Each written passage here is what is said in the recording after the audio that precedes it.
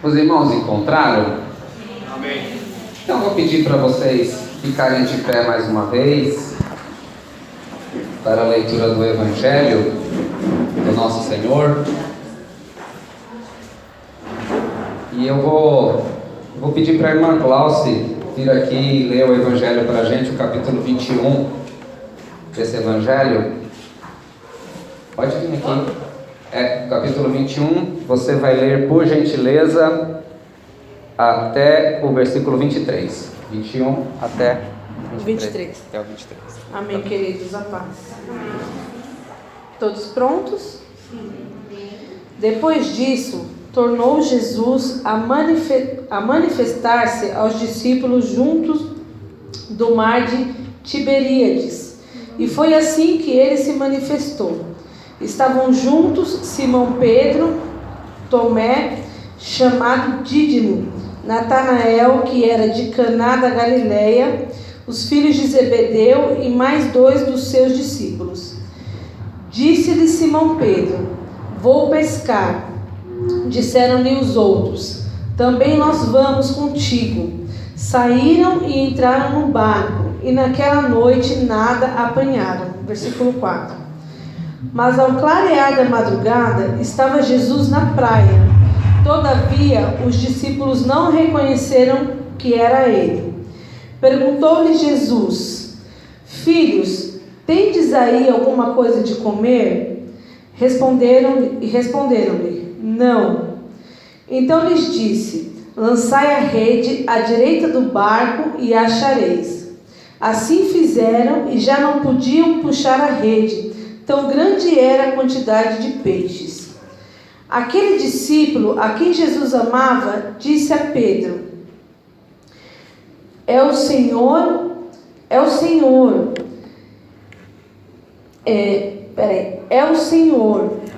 Simão Pedro, ouvindo que era o Senhor, cingiu-se com sua veste, porque se havia despido, e lançou-se ao mar. Versículo 8.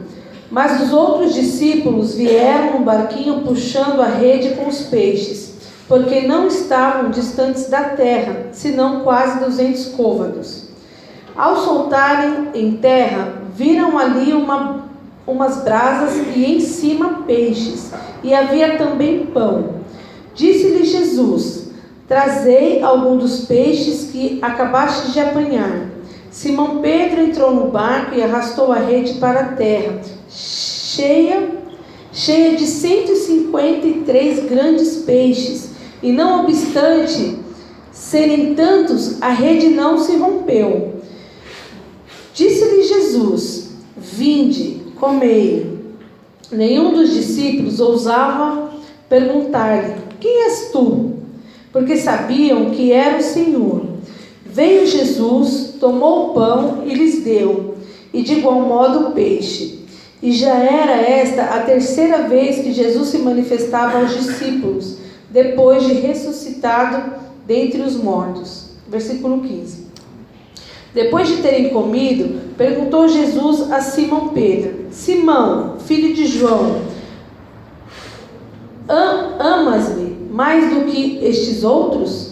E ele respondeu: sim, Senhor, tu sabes que te amo. Ele lhe disse: apacenta os meus cordeiros. Tornou a perguntar-lhe pela segunda vez: Simão, filho de João, tu me amas? E ele respondeu: sim, Senhor, tu sabes que te amo. Disse-lhe Jesus: pastorei as minhas ovelhas.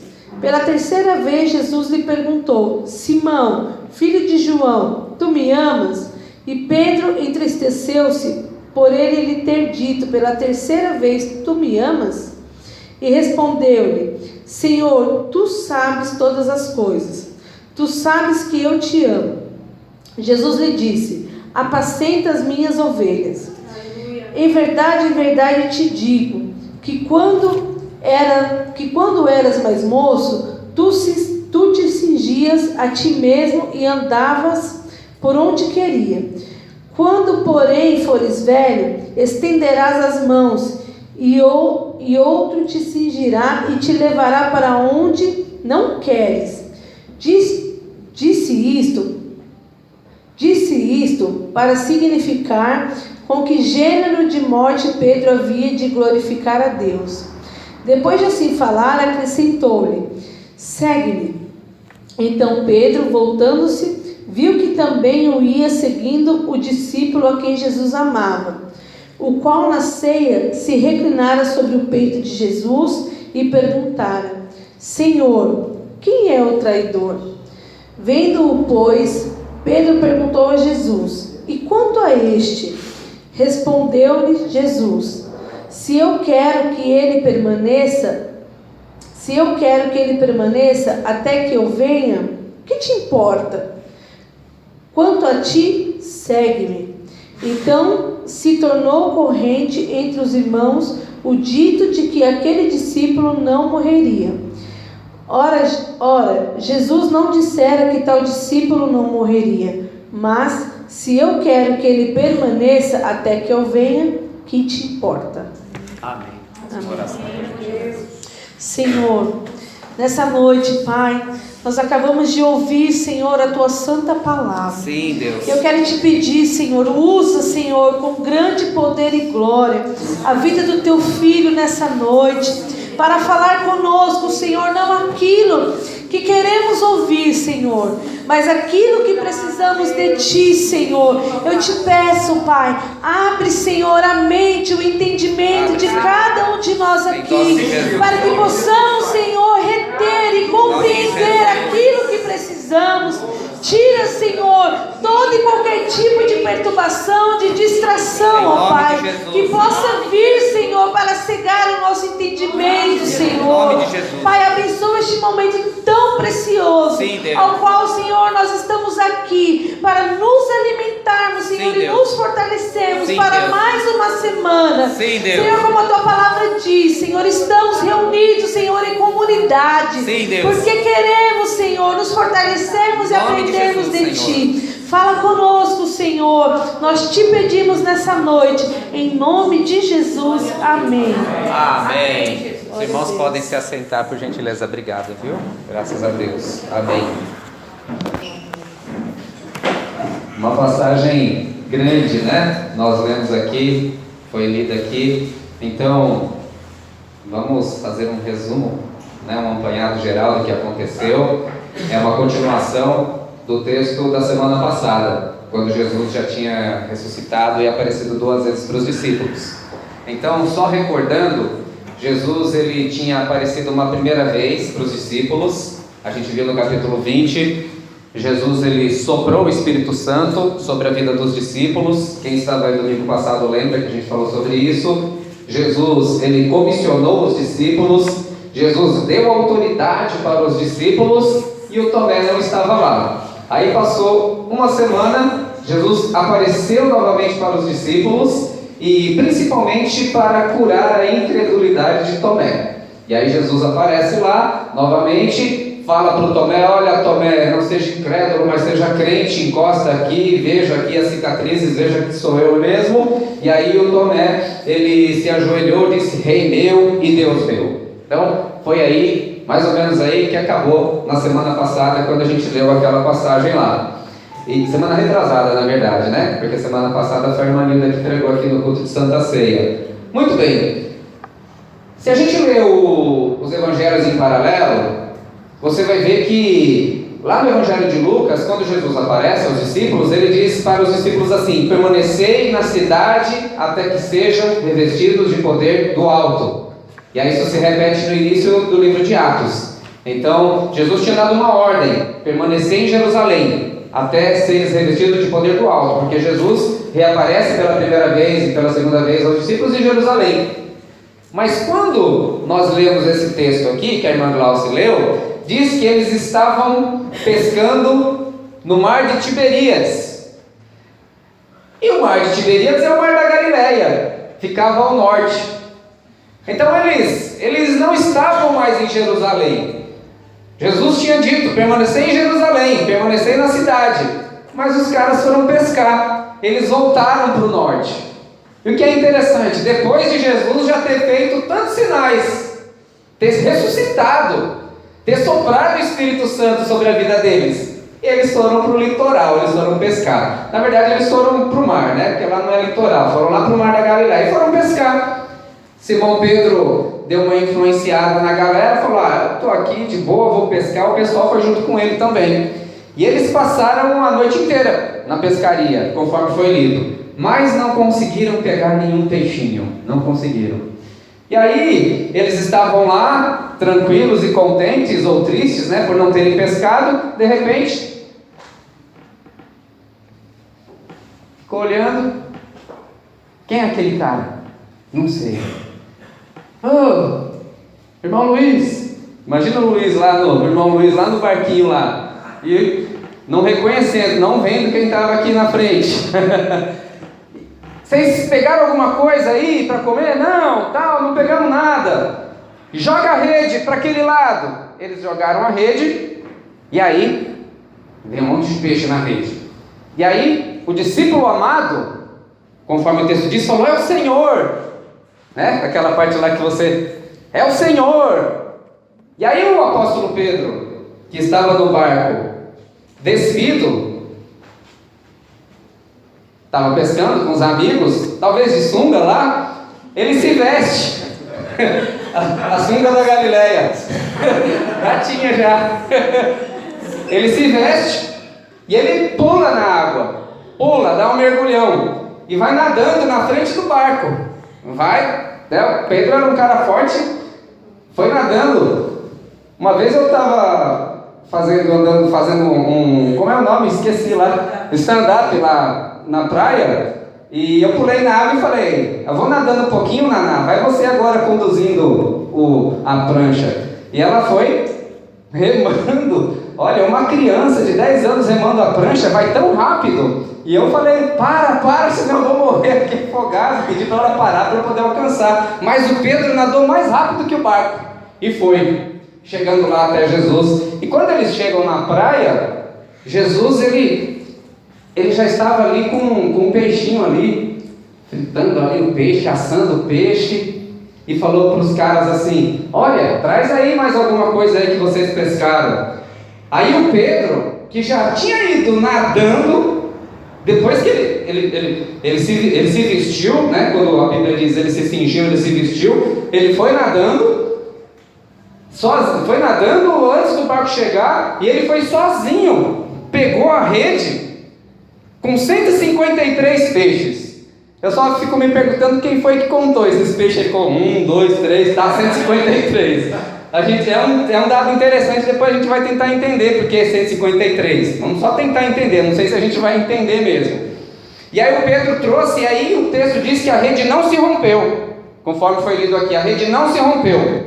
E aí eles comem, tem aquele momento de comunhão, e ninguém pergunta nada, porque eles sabem que é o Senhor. O pessoal comeu e ficou de boa. E aí Jesus chama o apóstolo Pedro para um psicológico, porque o Pedro ele tinha negado Jesus 3 vezes. Mas o que é interessante é que mesmo o Pedro tendo negado Jesus 3 vezes, nós já passamos aqui da ressurreição. Jesus já tinha ressuscitado, Jesus já tinha soprado o Espírito Santo sobre eles, Jesus já tinha dado autoridade e uma comissão sobre a vida deles. Mas mesmo assim, parece que o Pedro está desanimado ainda, porque eu acho que tem hora que não adianta o poder, não adianta soprar o Espírito, parece que não adianta, acho que tem hora que é só uma boa conversa mesmo. E Jesus vai ter essa conversa com Pedro, e Jesus chega para o Pedro e fala assim: Pedro, você me ama mais do que esses aí? E o Pedro diz: o senhor sabe que eu te amo, apacenta minhas ovelhas. Aí passa mais um pouquinho, foi a primeira, aí vem a segunda: Pedro, tu me amas? Tu sabes que eu amo, apacenta os meus cordeiros. Pela terceira vez: Pedro, tu me amas? Aí o texto diz que ele fica triste, né? De novo ele está me perguntando isso. O senhor sabe que eu te amo, apacenta os meus cordeiros. Porque houve um tempo na sua vida que você se vestia do jeito que queria e ia para onde você quisesse. Chegará o dia em que os outros irão te vestir e vão te levar para onde você não quer ir. E aí o texto diz que isso é dito mostrando com que tipo de morte que Pedro iria glorificar a Deus.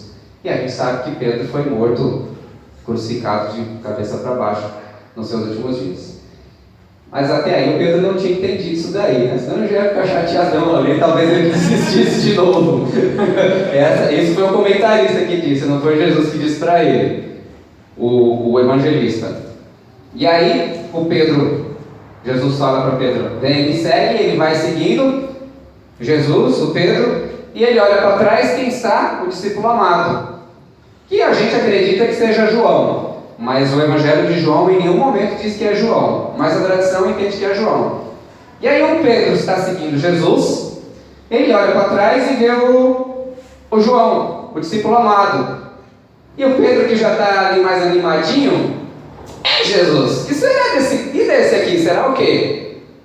Aí Jesus já, cara, o que eu vou fazer com ele não te interessa, não é da sua conta. Vem você e me segue.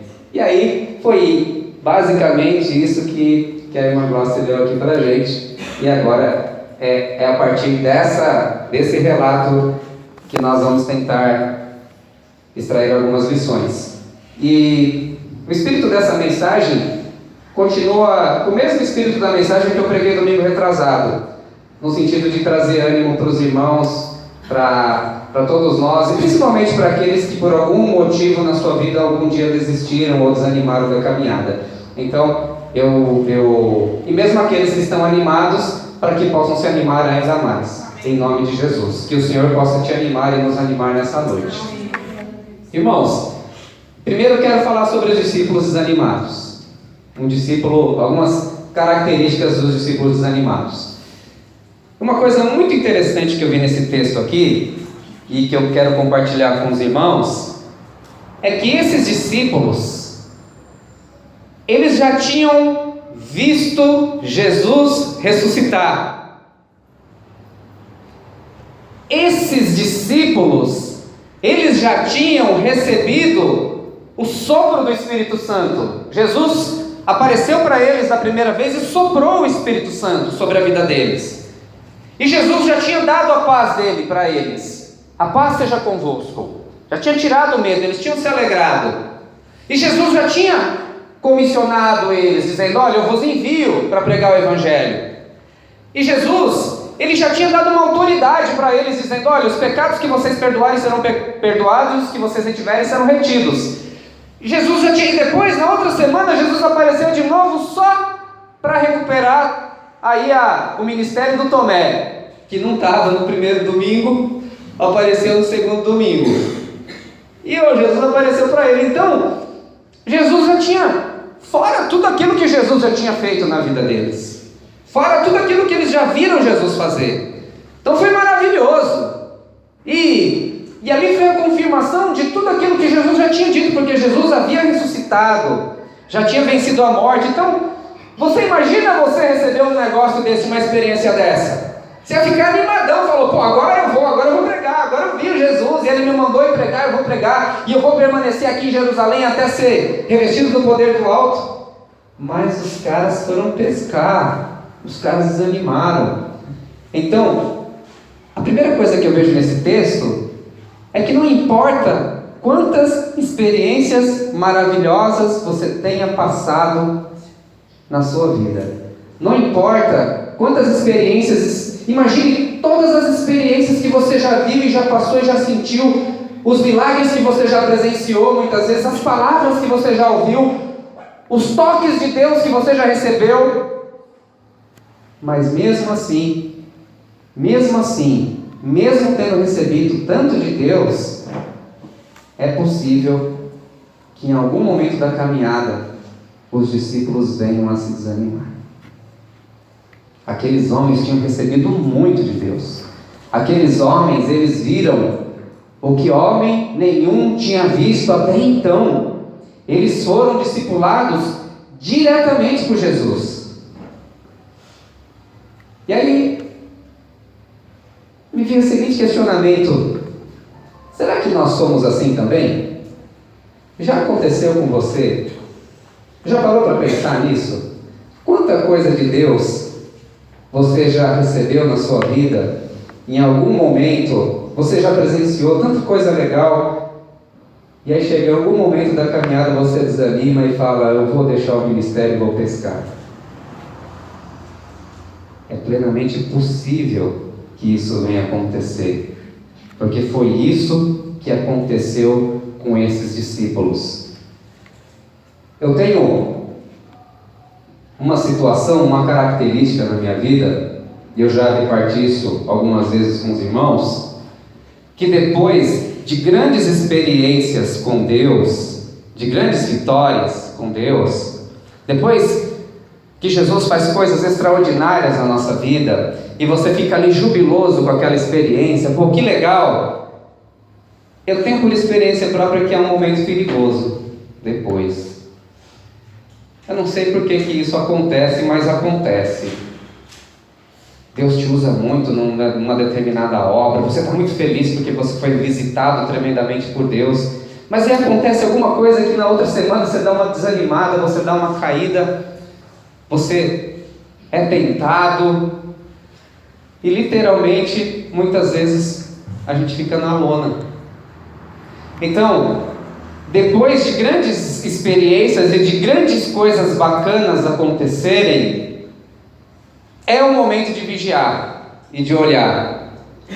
É aquela hora: puxa, Deus me tocou, Ele fez tantas coisas na minha vida, e aí você começa a planejar tanta coisa bacana, aí vem alguma coisa e te derruba como um castelo de cartas na areia. Então, depois de grandes coisas acontecer na sua vida, é o momento de vigiar, porque corre o risco da gente abrir a guarda nessas horas, e por algum motivo emocional que eu não sei explicar, a gente desanima, como esses discípulos aqui desanimaram. Então, mesmo diante de experiências espirituais maravilhosas, fica ligeiro, fica atento, porque é muito comum isso acontecer. Pô, mas aquele irmão não estava aqui todo feliz, cheio de Deus, cheio de Espírito. Pô, se você fica sabendo, o cara voltou a pescar. Ué, cadê ele? Foi lá pro litoral pescar. E posta no Face uma foto da pescaria. Jesus achou eles aqui pelo Face, viu? Eles viu lá na rede social, foi lá. Então cuidado depois de experiências muito efusivas, porque o desânimo pode vir sobre a sua vida. Discípulos desanimados, eles tendem...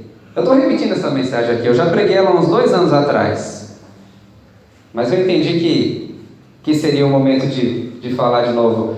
Eu estou dizendo isso porque eu olho para a André já sabe o que eu vou falar. Ela já sabe qual que é o outro ponto da mensagem, mas eu mudei, viu? Discípulos desanimados, eles tendem a fazer a mesma coisa que eles faziam antes de conhecer Jesus. O que esses homens eles eram? Pescadores. O que eles voltaram a fazer? A pescar. Você já viu gente assim, que quando deixa Jesus volta a fazer a mesma coisa que fazia antes? Você já viu gente assim? Já viu? A pessoa estava ali com Cristo, mas depois por algum motivo ela desanimou, ela volta a fazer a mesma coisa. Volta para os bailes, volta para as festas, volta... a mesma coisa. E é o que esses caras aqui fizeram, o que é interessante. Se você verificar no texto, você vai ver que o nome de Pedro, ele é mencionado em primeiro lugar. Capítulo 21, versículo 2. Estavam juntos Simão, Pedro, Tomé, chamado Dídimo, Natanael, etc. E aí disse-lhe Simão Pedro: vou pescar. O que é duro é que se uma pessoa que tem força de liderança, ela desanima e se afasta, outros vão com ela. Outros vão com ela. Então, se você tem essa... Eu sei que tem pessoas aqui que têm uma força de liderança grande. E se essa pessoa desanimar, outras pessoas acabam indo junto com ela. Porque o Pedro desanimou, falou: vou pescar. O pessoal foi junto com ele. Acompanhou ele na pescaria. E a pescaria aqui, na verdade, é uma distração. Porque quando a pessoa está assim meio desanimadona, o que ela faz? Ela arruma alguma coisa para fazer para se distrair. A questão não é a pescaria, não tem nada errado em pescar. Ademais, porque é a profissão deles, não tem nada. Mas você já passou por momentos em que você escolhe fazer alguma coisa só para distrair? Só por distração? Porque quando uma alma está desanimada e abatida, até o trabalho dela acaba sendo uma válvula de escape. Eu vou meter a cara no trabalho aqui, porque eu já estou tão desanimado, estou tão triste, estou tão chateado, e trabalho. E eles passaram a noite inteira na pescaria. Porque discípulos desanimados, eles tendem a fazer escolhas para realizar ações que fazem com que aquilo venha a abafar o desânimo e a dor que elas estão sentindo. Mas não é só isso não. O que é interessante, que é curioso, é que eles não pescaram nada. Eram pescadores experientes, eram pescadores profissionais, eram empresários da pesca, como dizem por aí alguns, e mesmo assim não pegaram nem um lambari, nem um peixinho. E isso é bom. Eu me preocupo quando alguém se afasta de Jesus e a pescaria começa a dar certo. Então eu fico muito feliz quando alguém se afasta e não consegue pescar nenhum peixinho. Isso é muito bom. Não pescar um peixe longe da presença de Jesus comunica que aquela atividade não está sendo abençoada por ele. Como o filho pródigo, quando deixou seu pai e perdeu tudo. Triste é quando uma pessoa se afasta de Jesus e começa a dar tudo certo. Começa a pescar bastante. Porque isso acaba sendo um incentivo para que aquela pessoa continue na pescaria e não volte para Jesus. Então muitas pessoas elas acabam entrando nessa armadilha de ficar na pesca e virar as costas para Jesus. E discípulos desanimados, há uma outra característica deles, que eles não reconhecem mais Jesus no cotidiano da vida. Eles não conhecem mais. Porque eles estavam à distância de 90 côvados. Não é muito distante, não é ali do outro lado da rua. Dá para reconhecer. Mas eles não, de dentro do barco deles, fazendo a pescaria, eles não reconheciam mais Jesus. Esse processo de desconhecimento de Jesus, veja, ele acontece muito rápido. Porque eles tinham acabado de ver Jesus ressuscitar. Eles tinham acabado de receber o Espírito Santo. Eles tinham acabado de receber o mandato para ficar em Jerusalém. E eles olharam para Jesus e não reconheceram.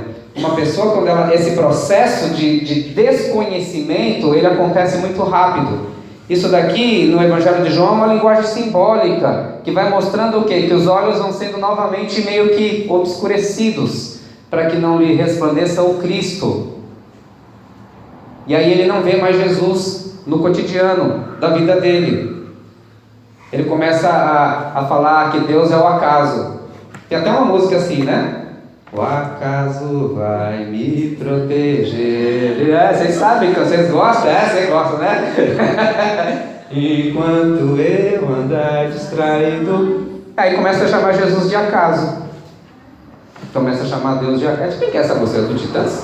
Do Titãs? Do Titãs. É bonitinha a música, mas chama Deus de acaso. Então um discípulo desanimado, ele não consegue mais ver a mão de Cristo na vida do filho, na construção da família, nas bênçãos que ele recebe, porque os olhos parece que já não reconhecem mais Jesus. E aí a pessoa está falando com Jesus e acha que é uma pessoa qualquer. Então essas foram algumas características de discípulos desanimados. Já aconteceu com você isso? De você desanimar, voltar a pescar e não reconhecer mais a Cristo no cotidiano da sua existência? Já aconteceu com você isso? Não? Eu, para dizer para você, na minha vida já deve ter acontecido umas 500 vezes. Acontece muito isso daí. Acontece muito. Mas Jesus, Ele é tão misericordioso que ele não desiste dos discípulos. Ele não desiste, porque Jesus ele tinha dito para eles: permaneçam em Jerusalém. Jerusalém é no sul, até que sejam revestidos do poder do alto. Jesus já tinha dado o Espírito Santo, já tinha capacitado. Ele, como o culto das Déboras lá, já capacitou, já deu o Espírito, já deu a ordem, já deu a missão. Era para eles ficarem lá, mas eles voltam para Tiberíades, no norte, na Galileia, e Jesus vai atrás. Então, o que é que eu posso dizer para você diante de uma situação dessa? Parece um jargão, mas eu torno a repeti-lo: Ele não desiste de você. Jesus não desiste da sua vida. Jesus não desiste da vida dos discípulos, porque se Ele desistisse, eles iam estar pescando até agora. Então o que eu quero dizer para você, que mesmo se surgirem momentos em que você desanimar da sua caminhada e se afastar do ministério que Cristo te deu, Jesus ele não desiste de você, Ele vai atrás de você. Os homens podem desistir, as pessoas, sua família, seus pais, seus filhos, mas Jesus ele não desiste de você. Ele se importa com você. Ele conhece o seu caminhar. Nunca houve amor tão grande assim. Porque Jesus, ele poderia, bom, já que eles me desobedeceram, eu vou levantar outro discípulo aqui e eles que se danem. Não, Jesus vai atrás. Jesus vai atrás. Sabe quando é que você sabe que Jesus vai atrás de você? Quando você começa a sentir um negócio aqui no peito e fala: não está certo essa pescaria aqui, não está legal. E aí você volta, porque Ele vai atrás de você, porque Ele é o bom pastor, porque a palavra dele diz que Ele tem o nome dos seus discípulos escritos na palma da sua mão, e que ninguém poderia arrebatar os discípulos das mãos de Jesus. O seu nome está escrito nas palmas da mão de Cristo, e ninguém pode arrebatar você das mãos dele. E se eventualmente você desanimar, eu não digo isso para que você fique relaxadão e desanime toda hora, abuse da graça, não é isso. Mas se Jesus ele tem um propósito e um ministério na sua vida, Ele não vai desistir de você. Ele vai atrás de você, Ele vai te buscar. Ele deixa de ir para Jerusalém para ir para o norte da Galileia, para o mar de Tiberíades, e ainda que você esteja separado dele por metros e metros de água ou de oceano, Ele vai te avistar e vai te chamar de volta para a beira da praia. Ele não desiste de você.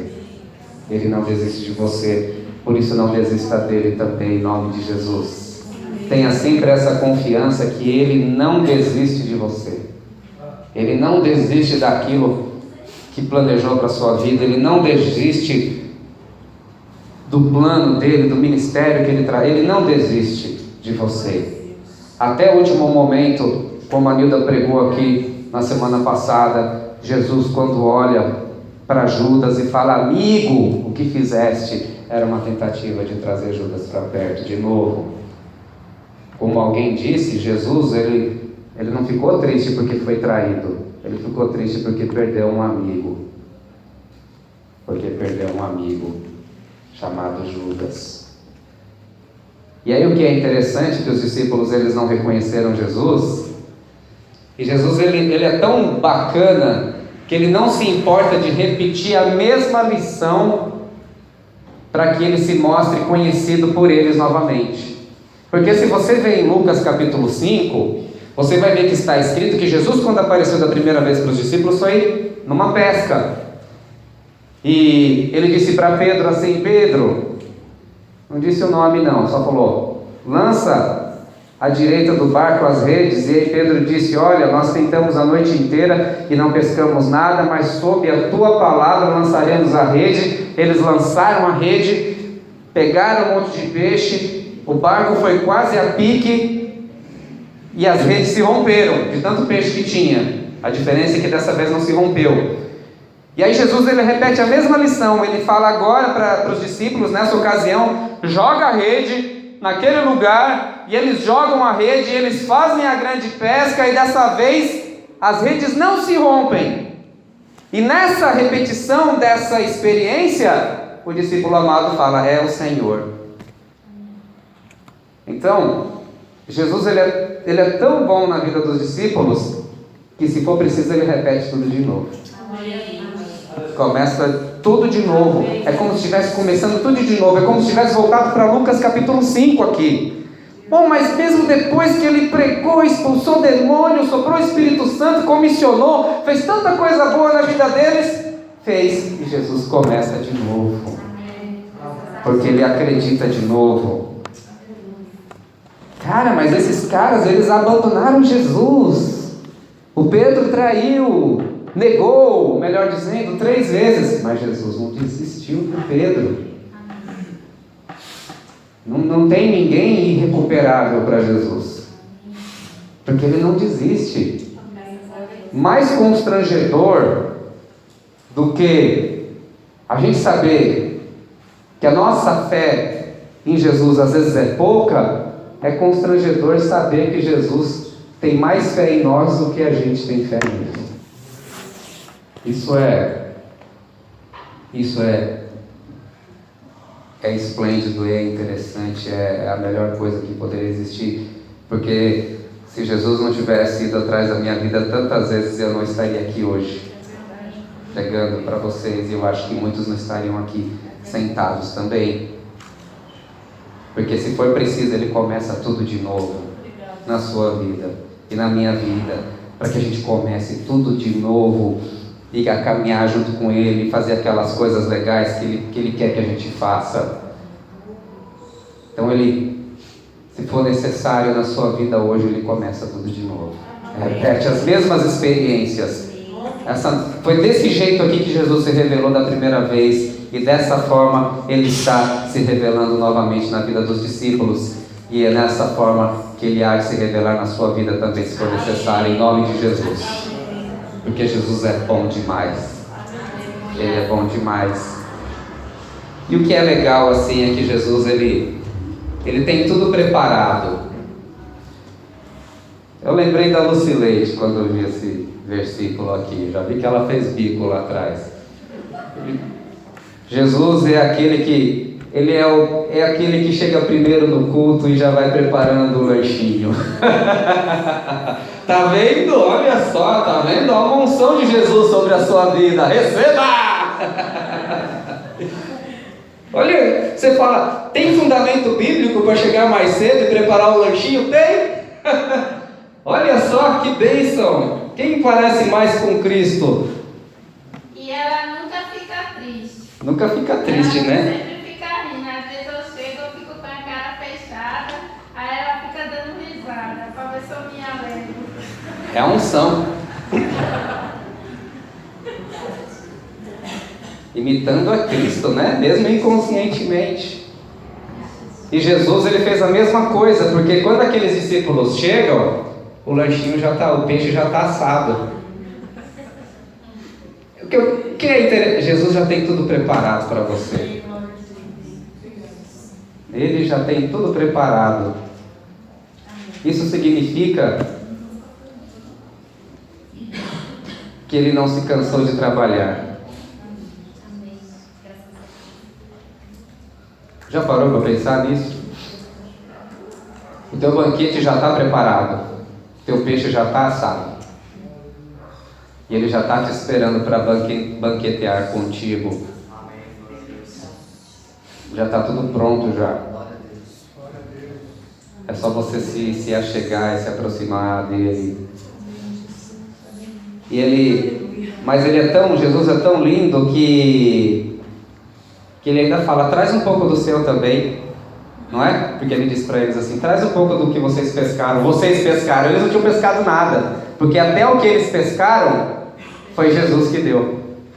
Traz um pouco do que vocês e vem aqui repartir comigo, porque ele quer estabelecer o quê? Uma comunhão, uma amizade, ele quer restaurar um relacionamento. Veja, antes de Jesus renovar ordens, faça isso, faça aquilo, seja assim, seja assado, ele só quer restaurar um relacionamento com ele só. E é isso que Jesus está fazendo aqui. Ele só está restaurando o relacionamento. Está restaurando. Vem, vocês estão desanimados? Vamos comer um peixe aqui, vamos nos animar aqui. Se tivesse videogame, jogava um videogame ali na hora também. Vem cá, entende? Porque Jesus já tem tudo preparado já. Ele só está esperando você chegar perto e se banquetear. E Ele ainda te dá a oportunidade de trazer um pouquinho dos peixes que Ele te ajudou você a pescar também. Ele é maravilhoso, Jesus é maravilhoso. Ele já tem tudo preparado já. Você não precisa se preocupar com nada. Ele já tem tudo preparado já. E Ele te chama para banquetear com Ele nessa noite, em nome de Jesus. Em nome de Jesus.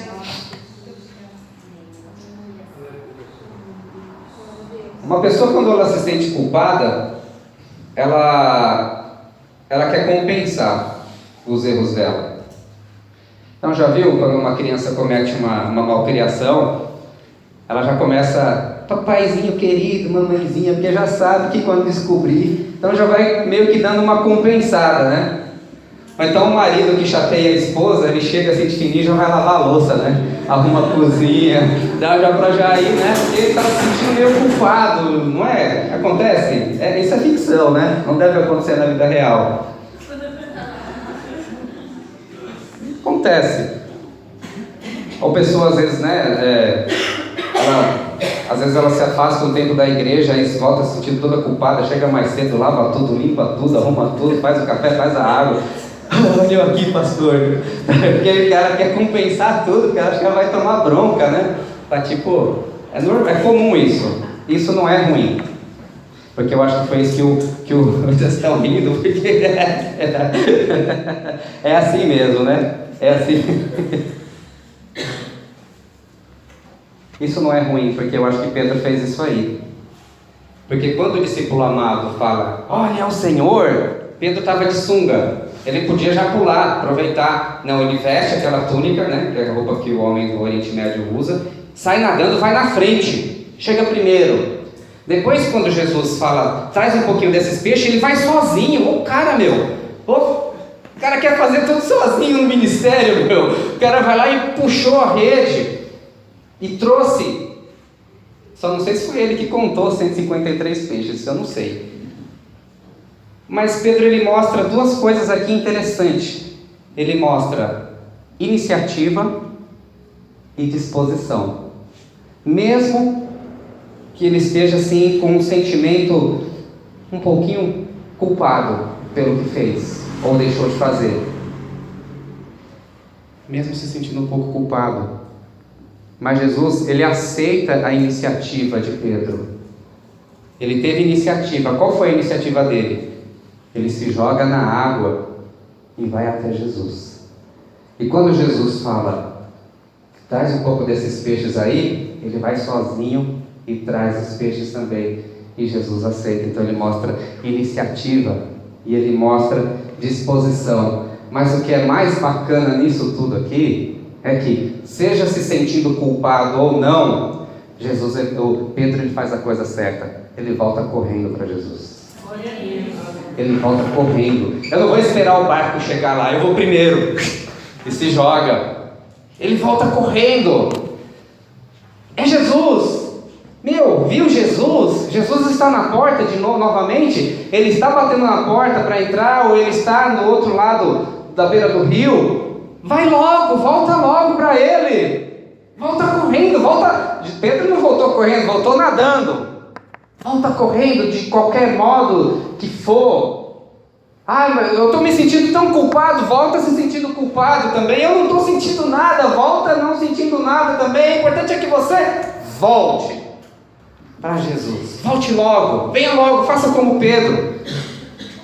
Nem precisa se cingir. Volta de sunga mesmo. Vem logo, volta para Jesus.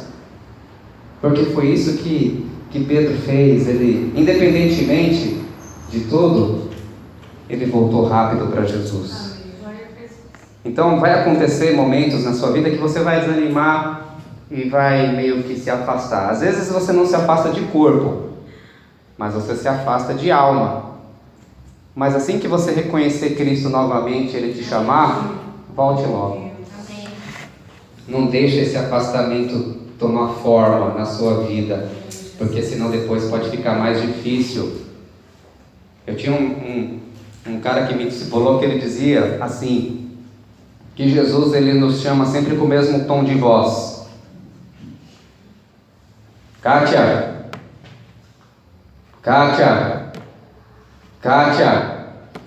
Só que, se a Kátia for andando e for chegando na esquina, ela vai ouvindo cada vez mais baixo, até o momento que ela não vai escutar mais. Mas o tom de voz continua o mesmo. Por isso, ao primeiro chamado, ao primeiro som da voz do seu Senhor, Kátia, volte imediatamente para Ele, em nome de Jesus. Amém. Em nome de Jesus, volte logo. E aí você se pergunta assim, e esses 153 peixes aí, que foi lido, o que seria isso daí? O que é interessante nessa pesca é que a rede não se rompeu. Depois você lê e compara com Lucas capítulo 5, que as redes se romperam. E vieram 153 peixes. Depois você dá uma lida em 2 Crônicas 2,17, que diz que na época do rei Salomão existiam 153.600 prosélitos em Israel, que eram pessoas que não eram de Israel, mas que haviam se convertido ao judaísmo.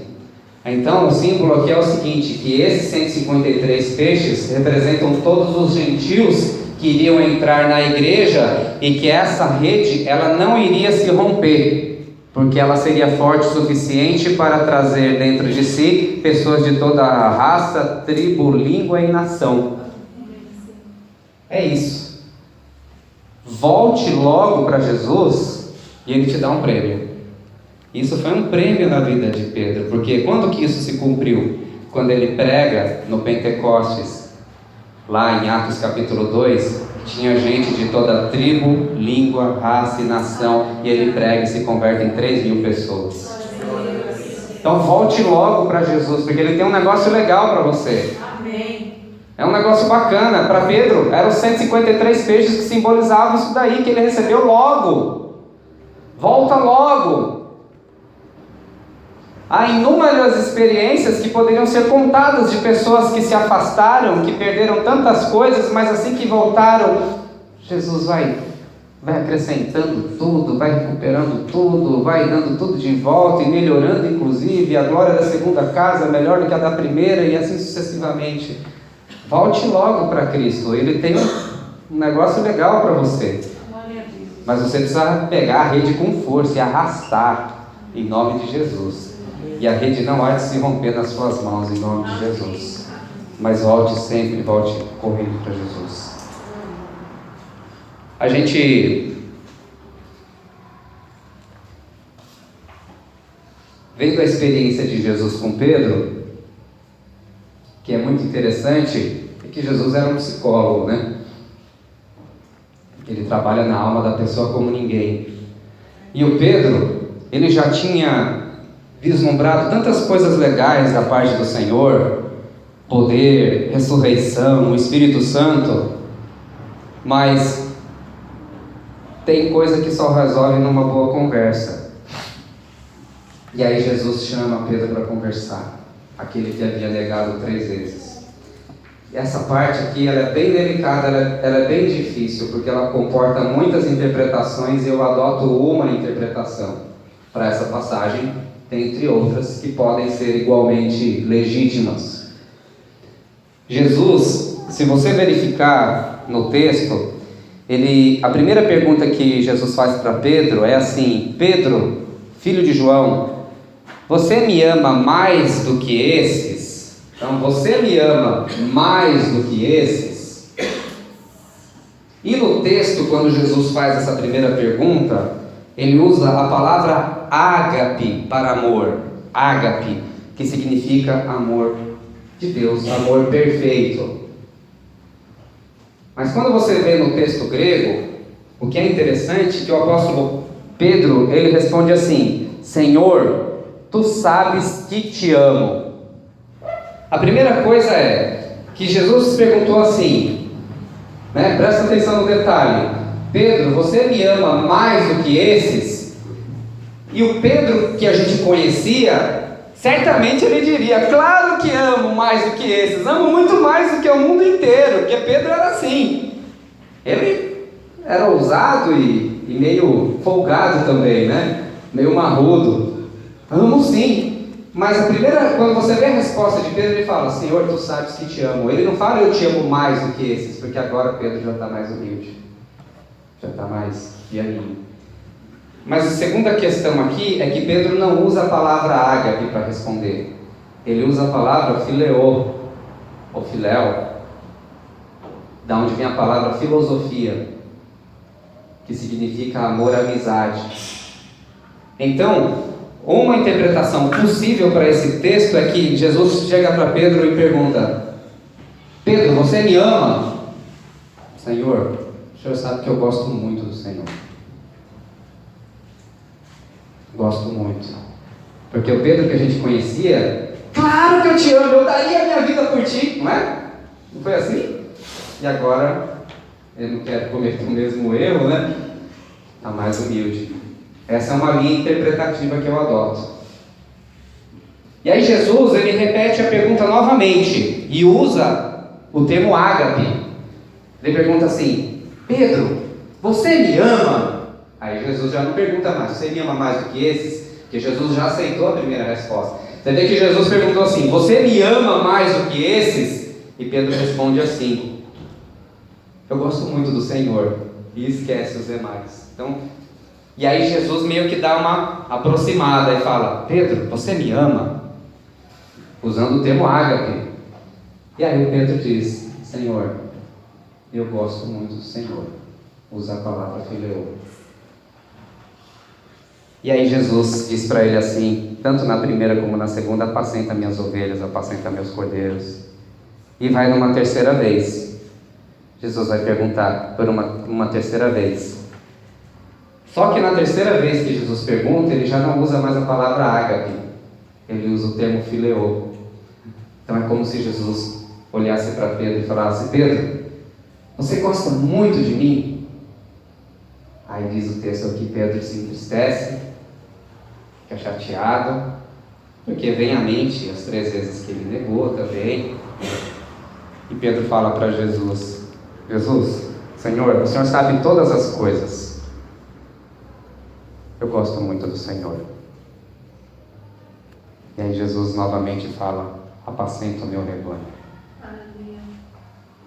O que eu quero dizer com isso? Que conclusão que eu chego? Que Jesus, ele te aceita com aquilo que você tem para oferecer no momento. O que Pedro tinha para oferecer no momento? Ágape? Não tinha ágape para oferecer. Tinha filéu, amizade. Gostar muito. E Jesus aceita isso. É isso que você tem? Tá bom, apacenta os meus cordeiros. O que é que você tem hoje? O que é que você tem hoje para oferecer? Eu estou super desanimado. Então ofereça o melhor do seu desânimo para Ele. Senhor, hoje eu só consigo até aqui. Tá bom, eu te aceito dessa forma aí. Vai até aí então e apacenta os meus cordeiros. Então o que o Senhor quer nos comunicar nessa noite? Não desista de fazer o que você está fazendo só porque você não está se sentindo tão bem assim. Só porque você não sente que está amando tanto o Senhor assim. Pastor, eu já amei mais Jesus um dia. Agora parece que eu estou amando menos. Começa a partir desse menos aí, então, que você se encontra. Porque Jesus, Ele é tão misericordioso, Ele é tão misericordioso, que Ele aceita o que você tem hoje para oferecer. Eu não estou dizendo para isso, para você chegar a ter uma posição arrogante e falar assim, se quiser, é só isso aqui. Não é isso.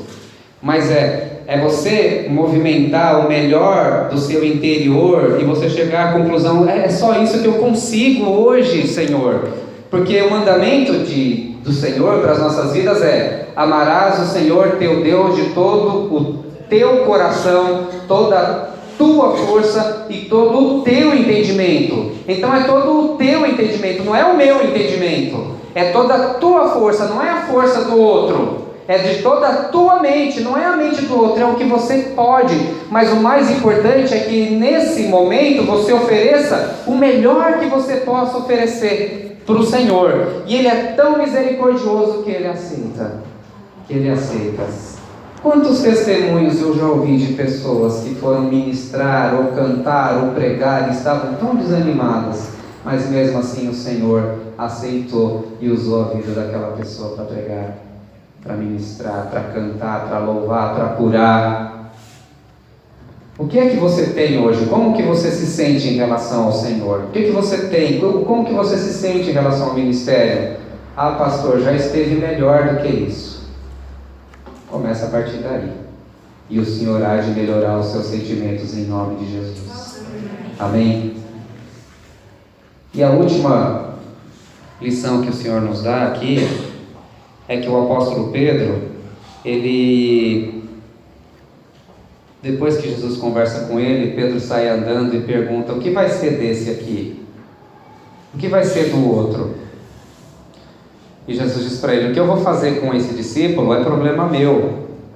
Vem você e me segue. Então isso eu gostaria que você saísse nessa noite e não esquecesse jamais. Eu sei que talvez você tenha muitas ansiedades em relação àquilo que Jesus pode fazer com o discípulo que te acompanha. Seja aquele que te acompanha na sua casa, no seu trabalho ou no seu próprio ministério. E você talvez fique curioso: Senhor, o que será deste? O que será deste? O que será do meu filho? O que será da minha mãe? O que será da minha esposa? O que será do meu amigo? O que será da minha filha?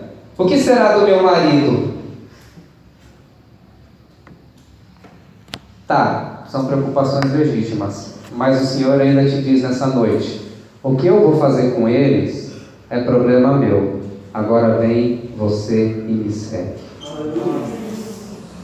Você siga o Senhor e faça do seguimento do Senhor a obra mais importante da tua vida, por favor.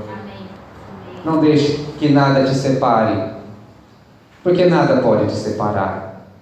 Nem anjos, nem principados, nem coisas do porvir, nem poderes, nem alturas, nem profundidade, nem qualquer outra criatura pode te separar do amor de Deus que está em Jesus Cristo, nosso Senhor.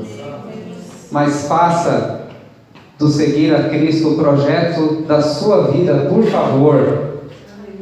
Eu não sei se meu filho vem comigo, mas faça do seu projeto esse. Eu não sei se a minha esposa vem ou se o meu marido vem. Vá você e siga o Mestre.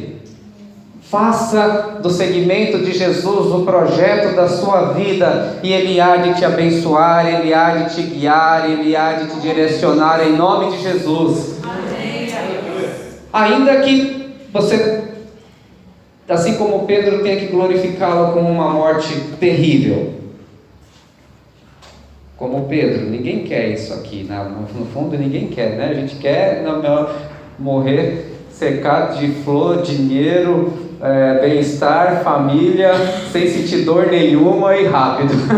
Não é? No fundo todo mundo quer não quer. Mas se for isso que Jesus quiser para as nossas vidas, é isso que nós vamos viver.